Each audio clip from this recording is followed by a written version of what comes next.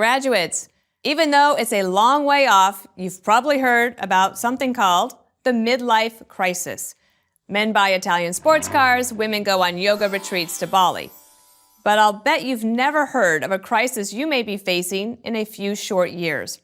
I call it the quarter-life crisis. I know a little something about it because I went through it. Oh boy, did I go through it. When I was 24, a lot was going my way, at least on the surface. I had great friends, a great job on Capitol Hill. I even had a great apartment. So why didn't I feel great about my life? I was working as a press secretary for a congressman.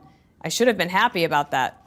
But instead, I just felt trapped, anxious, and uncertain about my future. Where was I going? What was my next move? On the personal side, things weren't much better. I hadn't had a boyfriend in years, and there were no prospects on the horizon. Marriage seemed like an impossible dream. I loved my friends, but I still felt lonely. Right before my 25th birthday, I took a personal inventory. I love lists. It felt like I was falling short, almost everywhere. I missed my college days, which seemed, in retrospect, so carefree. The future just looked boring and hard. That is what you call a quarter-life crisis, and I'd like to help you avoid it. To that end, I bring you 3 pieces of advice. 1, get out of town.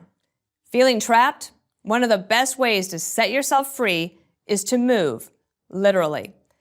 After years of structure, high school, college, right into a career, I longed to be free.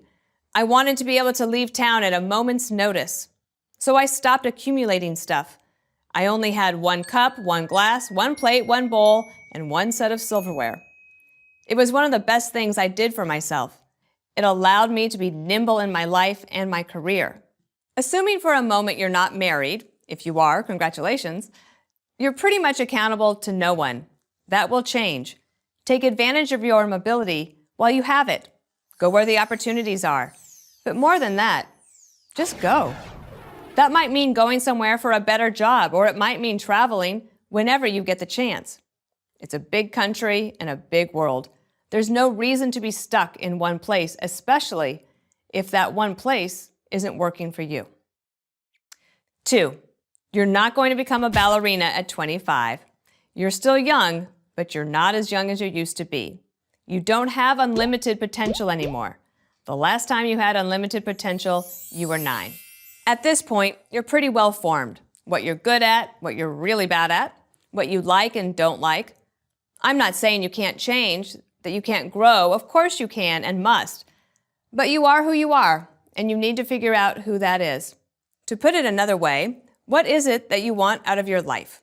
You need to make a realistic assessment of your strengths and weaknesses. Again, lists. This will help you take the next step in the process, setting a goal. Okay, ballerina, not practical. What is? Be honest. Figure it out. Write it down. Then, as one of my mentors told me before my first White House press conference, put your big girl panties on and deal with it. Which leads to my final piece of advice. Meet the universe halfway. No one is going to hand you the life you want. You're going to have to go out and get it. But there's a twist. You don't really know where your life is going to take you. You almost certainly won't end up where you plan to be. But that's okay. Because when you set goals and work toward them, positive things happen. You gain skills, and those skills will create opportunities that never would have existed if you weren't working towards something. Life will happen along the way. Things will change in ways you can't possibly predict. But nothing happens if you're sitting on a couch waiting for your life to begin. I have a lot of other advice that will help you, like don't skip the dentist. But when it comes to surviving the quarter-life crisis, I think this will help. Now, if anyone has any advice for my upcoming midlife crisis, let me know.